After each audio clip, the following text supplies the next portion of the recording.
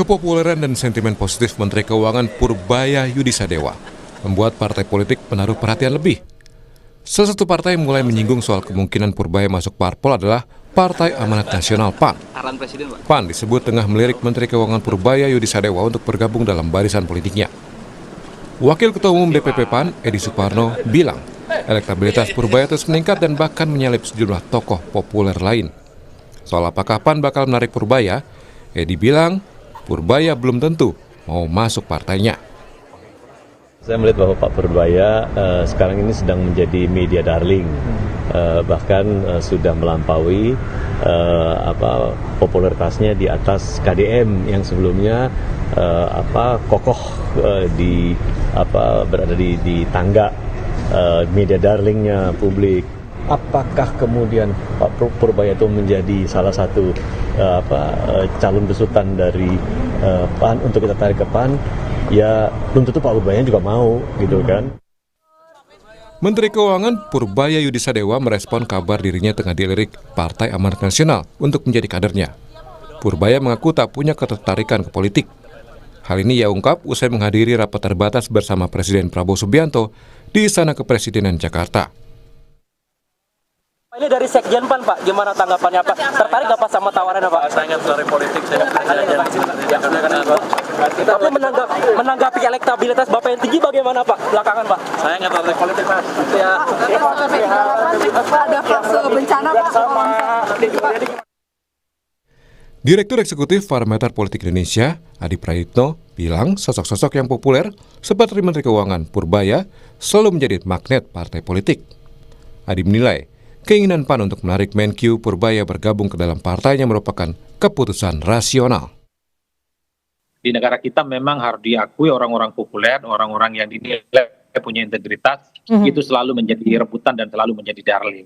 Yang kedua, ini tentu sebagai upaya dari PAN ya, yang secara serius menatap pertarungan politik di 2029. Jadi kerja-kerja politiknya, cari figur-figur kunci itu dimulai saat ini. Kan ada kecenderungan partai itu kan bekerja politik main di tikungan akhir. Jadi 6 bulan atau setahun sebelum pemilihan baru kemudian mencari kader-kader dan sosok-sosok yang dinilai potensial. Gaya komunikasi Menteri Keuangan yang dinilai natural dan terbuka mampu membangun kembali kepercayaan publik terhadap pemerintah. Purbaya juga dinilai sebagai teknokrat murni yang selama ini mengurusi kebijakan fiskal dan perbendaharaan negara. Tim Liputan, Kompas TV. Partai Amanat Nasional atau PAN disebut tengah melirik Menteri Keuangan Purbaya Yudisadewa yang punya cara komunikasi koboi untuk bergabung dalam barisan politiknya. Lantas apa yang membuat PAN melirik Menkyu Purbaya dan apakah ini langkah strategis PAN untuk menghadapi pertarungan politik di 2029? Akan kita bahas bersama pakar komunikasi politik Universitas Padjadjaran, Kunto Adi Wibowo. Selamat pagi Mas Kunto. Selamat pagi Mas, apa kabar? Terima kasih Mas sudah bergabung di Dialog Sapa Indonesia Pagi. Sebenarnya kami juga sudah menghubungi perwakilan dari Partai Amanat Nasional tapi masih terus menunggu konfirmasinya. Sebelum itu kita berdua dulu Mas Kunto terkait dengan gaya politik Menkyu Purbaya ini. Mas Kunto, bagaimana Anda melihat top of mind? Kalau dari survei yang baru dirilis itu berada langsung di bawah Presiden Prabowo Subianto, Menkyu Purbaya ini. Bagaimana Anda bisa menjelaskan top of mind Menkyu Purbaya dalam waktu 1 bulan, hampir 2 bulan lah, bisa langsung melonjak tinggi seperti ini? Ya, Pak Purbaya memulai karirnya sebagai Menteri Keuangan ini dengan banyak kontroversi gitu Mas. Sehingga orang jadi penasaran siapa sih ini Purbaya ini.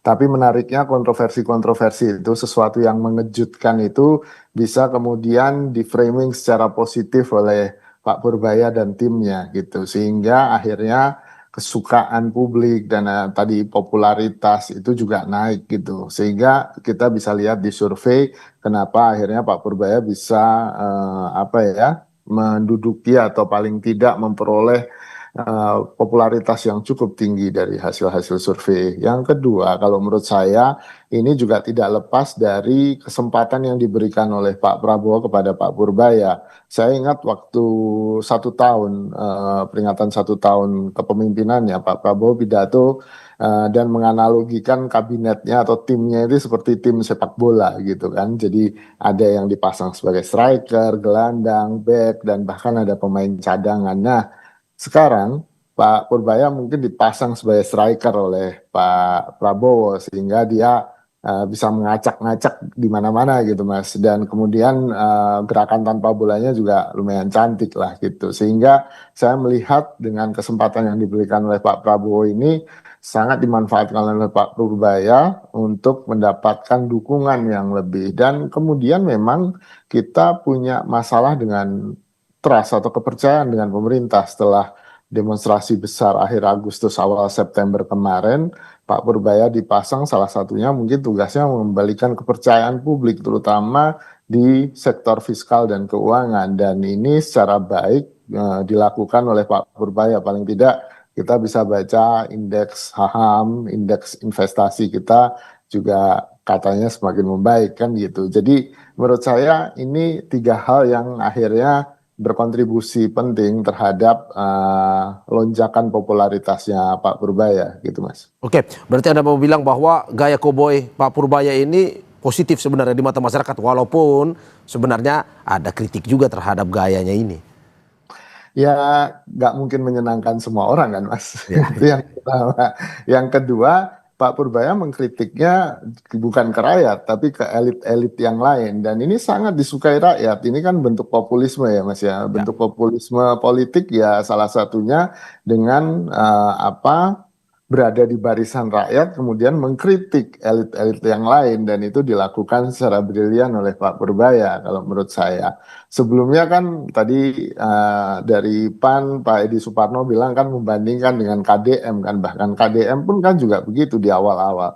Dia juga mengkritik elit-elit, bahkan berhadap-hadapan dengan DPRD Jawa Barat gitu kan, untuk kemudian mendapatkan simpati dari warga. Tapi menurut saya yang dilakukan Pak Purbaya mungkin lebih otentik gitu kan, lebih terasa ya, mungkin karena baru 1 bulanan lebih dikit gitu ya Mas ya.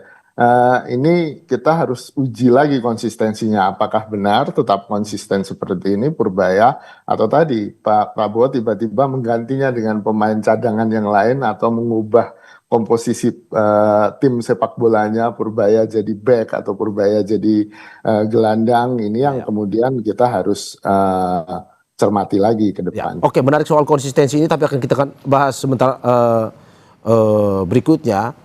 Ini terkait dengan partai politik nih Mas Kunto, bahwa dari hasil survei ini membuat partai politik melirik, salah satunya adalah PAN. Menurut Anda PAN ini paling gerak cepat untuk bisa mencoba mendekati Purbaya atau bagaimana? Atau mungkin sebenarnya gaya Menkyu Purbaya ini cocok untuk semua partai? Ya, kalau menurut saya jawab yang kedua dulu Mas. Gayanya Purbaya ini memang cocok untuk semua partai karena dia jadi magnet bagi publik gitu kan.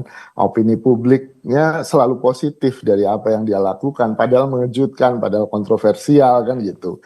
Tapi pada akhirnya berbuah positif. Nah, ini yang kemudian tentu jadi magnet bagi partai-partai, dan menurut saya karena partai kita juga secara ideologi udah nggak ada yang jelas gitu kan, semuanya ke tengah, jadi akhirnya ya untuk semua partai Purbaya ini memang masuk-masuk aja, cocok-cocok aja kalau menurut saya gitu kan.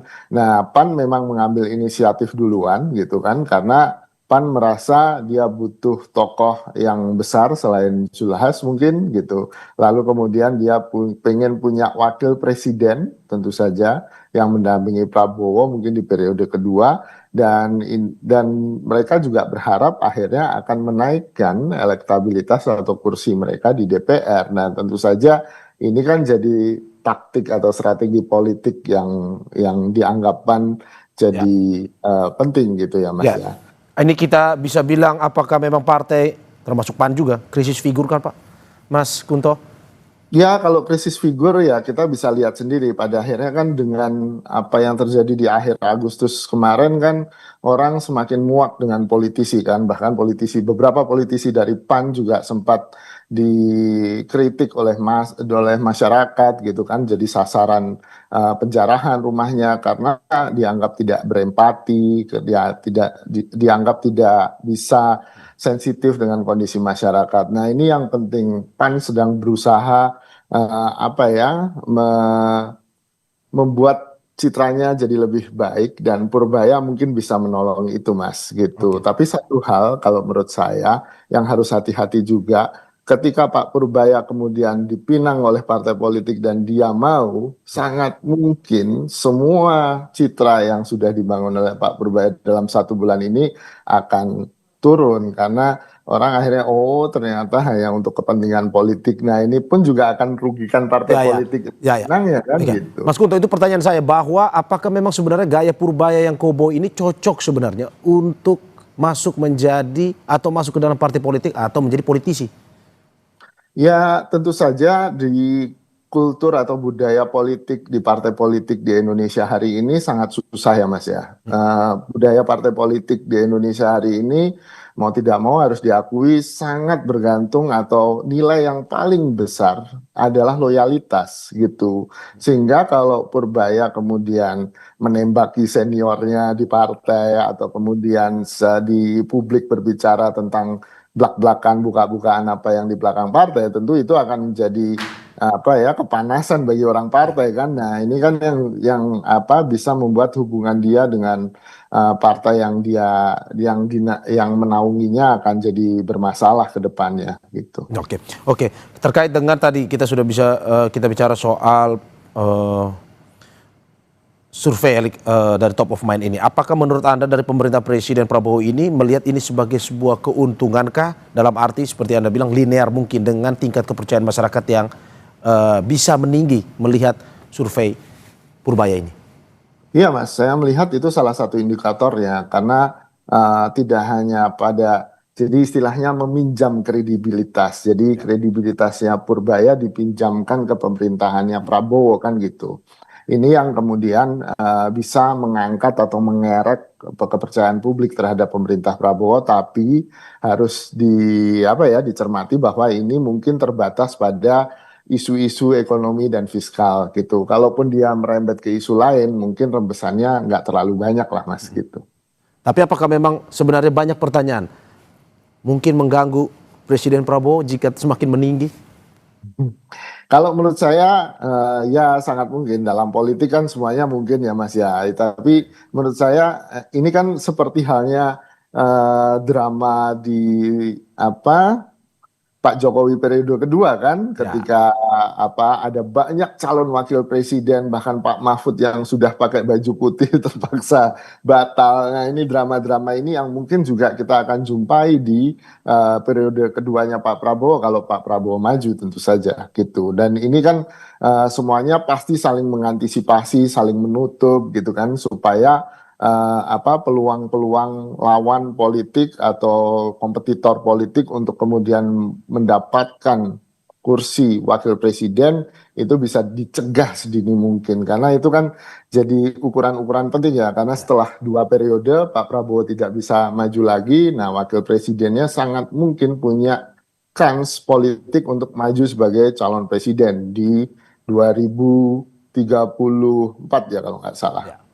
Oke Mas, ini kita berandai-andai. Jika top of mind ini bertahan hingga 2027 atau 2028 lah. Dengan PAN yang paling saat ini, yang paling melirik untuk bisa bergabung, mengajak bergabung Purbaya. Menurut Anda proyeksinya akan kemana? Apakah mungkin PAN akan berani untuk melawan presiden? Atau kemana Purbaya ini proyeksinya? Iya. Kalau menurut saya, kalaupun ke partai manapun, kecuali ke PDI Perjuangan ya Mas ya, posisinya Pak Purbaya pasti akan sebagai calon wakil presiden, bukan Oke, sebagai wakil presiden ya, bukan head to head dengan Presiden Prabowo ya nanti ya, 2029.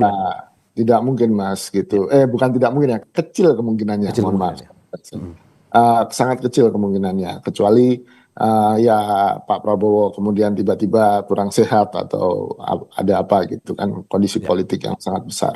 Tapi kecil kemungkinannya Purbaya menjadi calon presiden gitu, dipinang oleh partai manapun ya Mas ya. Dan ini menurut saya kan tadi problemnya adalah problem apakah tahan-tahanan kan, apakah Purbaya menahan diri untuk kemudian bekerja dengan alasannya bekerja, tentu saya fokus dalam pekerjaan, fokus dalam teknokratismenya, lalu kemudian dia akan mempertinggi value-nya sampai di ujung dia bisa punya bargaining position yang paling enak dengan partai politik. Atau sebaliknya partai politik ingin mengeram dia sekarang gitu kan, mumpung masih muda nih, harganya belum mahal gitu kan, cepet-cepetan dapat Purbaya, kalaupun nanti ternyata buahnya nggak bagus kan juga nggak rugi juga gitu. Ya, ya. Itu yang menurut saya strategi PAN yang dilakukan saat ini. Oke, berarti ini ke depan ya 2029 tetap bersama Presiden Prabowo, tetapi yang diincar kursi wakil presiden. Kalau menurut analisis Anda seperti itu ya? Betul, betul Mas. Oke, Mas Gunto, ini menarik juga bahwa kalau kita melihat soal top of mind ini dari Purbaya sendiri, seberapa besar menurut Anda? Karena kemarin Purbaya sendiri, Menkyu ini sudah mengatakan bahwa saya sudah tidak boleh lagi lah ceplos-ceplos katanya. Apakah mungkin karena survei ini pada akhirnya ya ditahan juga Purbaya, jangan terlalu ini juga ceplos-ceplos atau mungkin menyerang yang lain. Kalau menurut Anda seperti apa? Ada hubungan nggak sebenarnya? Ya, kalaupun ada kontribusi sebenarnya nggak signifikan sih Mas, Ya, gitu. ya. Kontribusinya tidak besar hasil survei ini terhadap pernyataannya Pak Purbaya bahwa dia diperintah untuk tidak ceplas-ceplos gitu kan. Ya, ya.